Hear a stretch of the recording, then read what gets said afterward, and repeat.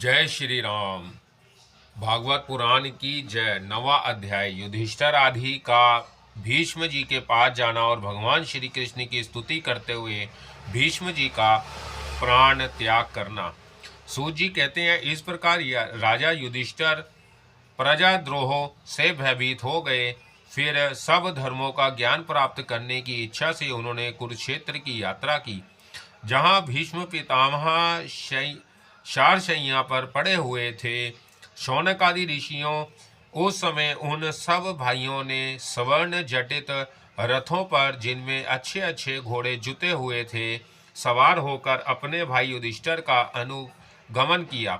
उनके साथ व्यास, धौम्य आदि ब्राह्मण भी थे। शौनक आदि अर्जुन के साथ भगवान श्री कृष्ण भी रथ पर चढ़कर चले। उन सब भाइयों के साथ महाराज युधिष्ठिर की ऐसी शोभा हुई मानो यक्षों से घिरे हुए स्वयं कुबेर ही जा रहे हो। अपने अनुचरों और भगवान श्री कृष्ण के साथ वहां जाकर पांडवों ने देखा कि भीष्म पितामह स्वर्ग से गिरे हुए देवता के समान पृथ्वी पर पड़े हुए हैं।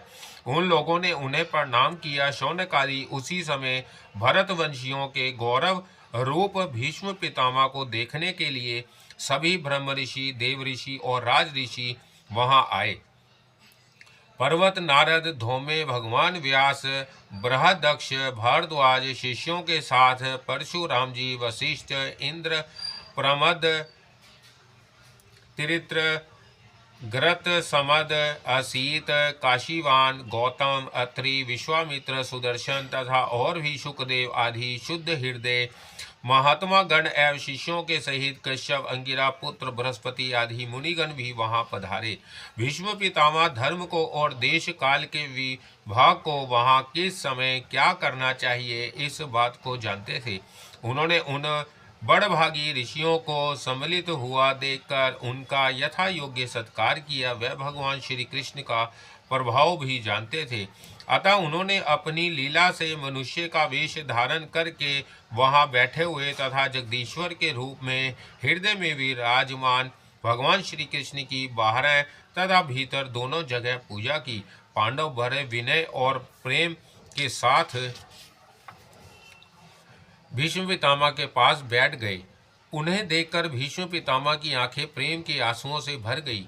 उन्होंने उनसे कहा, धर्मपुत्रों, हाय हाय, यह बड़े कष्ट और अन्याय की बात है कि तुम लोगों को ब्राह्मण धर्म और भगवान के आश्रित रहने पर भी इतने कष्ट के साथ जीना पड़ा, जिसके तुम कदापि योग्य नहीं थे। अतिरथी पांडु की मृत्यु के समय तुम्हारी अवस्था बहुत छोटी थी। उन दिनों तुम लोगों के लिए कुंती रानी को और साथ साथ तुम्हें भी बार बार बहुत से कष्ट झेलने पड़े। जिस प्रकार बादल वायु के वश में रहते हैं, वैसे ही लोकपालों के सहित सारा संसार काल भगवान के अधीन है। मैं समझता हूँ कि तुम लोगों के जीवन में यह जो अप्रिय घटनाएं घटित हुई हैं, वह सब उन्हीं की लीला है। नहीं तो जहाँ साक्षात धर्मपुत्र राजा युधिष्ठिर हो, गदाधारी भीमसेन और धनुर्धारी अर्जुन रक्षा का काम कर रहे हो, गांडीव धनुष हो और स्वयं श्री कृष्ण सुहृदय हो, भला वहाँ भी विपत्ति की संभावना है। ये काल रूप श्री कृष्ण अब क्या करना चाहते हैं, इस बात को कभी कोई नहीं जानता। बड़े बड़े ज्ञानी भी इसे जानने की इच्छा करके मोहित हो जाते हैं। युधिष्ठिर, संसार की ये घटनाएं इच्छा रेच्छा के अधीन है।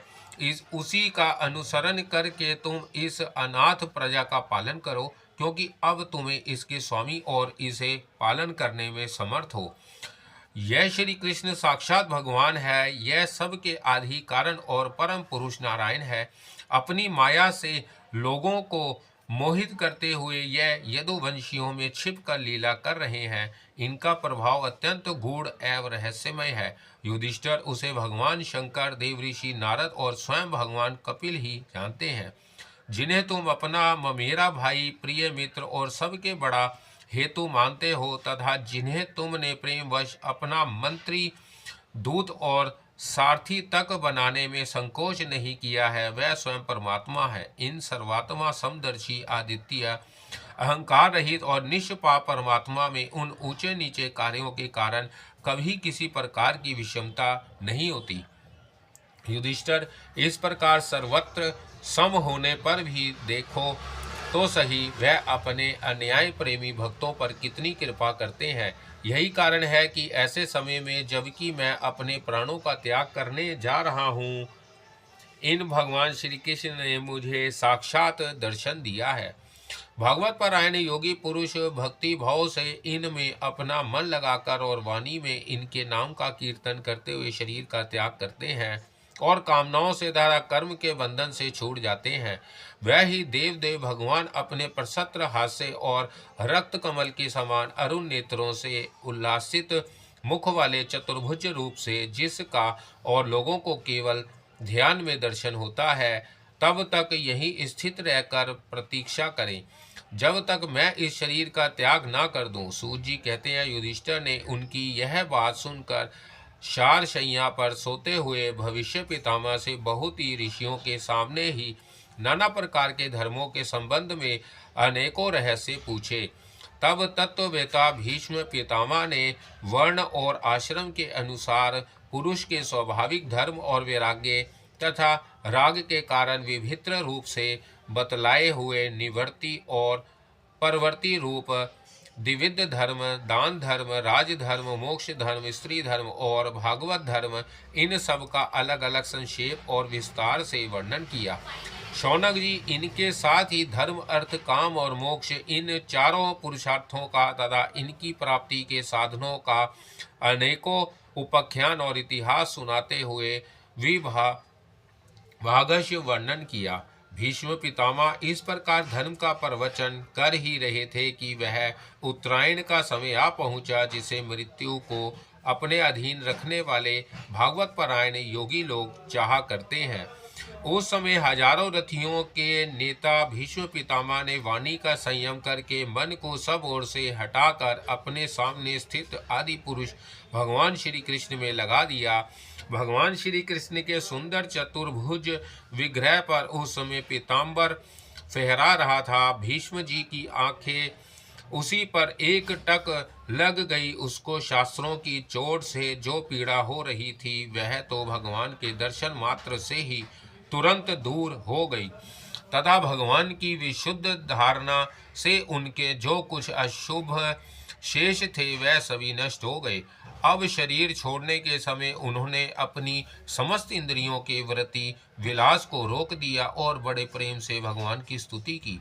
भीष्म जी ने कहा, अब मृत्यु के समय मैं अपनी यह बुद्धि जो अनेक प्रकार के साधनों का अनुष्ठान करने से अत्यंत शुद्ध एवं कामना रहित हो गई हूँ, यदुवंश शिरोमणि अनंत भगवान श्री कृष्ण के चरणों में समर्पित करता हूँ, जो सदा सर्वदा अपने आनंदमय स्वरूप में स्थित रहते हुए भी कभी विहार करने की लीला करने की इच्छा से प्रकृति को स्वीकार कर लेते हैं, जिससे यह सृष्टि परंपरा चलती है। जिनका शरीर त्रिभुवन सुंदर एवं श्याम तमाल के समान सांवला है, जिस पर सूर्य रश्मियों के समान श्रेष्ठ पीताम्बर लहराता रहता है और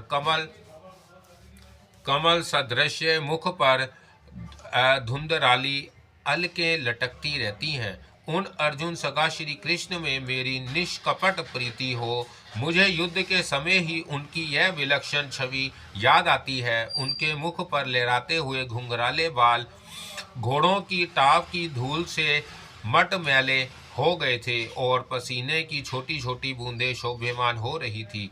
मैं अपने तीखे बाणों से उनकी त्वचा को भींद रहा था। उन सुंदर कवच मणिदत्त भगवान श्री कृष्ण के प्रति मेरा शरीर, अंतकरण और आत्मा समर्पित हो जाए। अपने मित्र अर्जुन की बात सुनकर जो तुरंत ही पांडव सेना और कौरव सेना के बीच में अपना रथ ले आए और वहां स्थित होकर जिन्होंने अपनी दृष्टि से ही पशु पक्ष के सैनिकों की आयु छीन ली, उन पार्थ सखा भगवान श्री कृष्ण में मेरी परम प्रीति हो। अर्जुन ने जब दूर से कौरवों की सेना के मुखिया हम लोगों को देखा, तब पाप समझ कर वह अपने सब जनों के वध से विमुख हो गया। उस समय जिन्होंने गीता के रूप में आत्मविद्या का उपदेश करके उसके सामयिक अज्ञान का नाश कर दिया। उन परम पुरुष भगवान श्री कृष्ण के चरणों में मेरी प्रीति बनी रहे। मैंने प्रतिज्ञा कर ली थी कि मैं श्री कृष्ण को शास्त्र ग्रहण कराकर छोड़ूंगा। उसे सत्य एवं ऊंची करने के लिए उन्होंने अपनी शास्त्र ग्रहण न करने की प्रतिज्ञा तोड़ दी। उस समय वह रथ के नीचे कूद पड़े और सिंह जैसे हाथी को मारने के लिए उस पर टूट पड़ता है, वैसे ही रथ का पहिया लेकर मुझ पर झपट पड़े। उस समय वह इतने वेग से दौड़े कि उनके कंधे का दुपट्टा गिर गया और पृथ्वी कांपने लगी।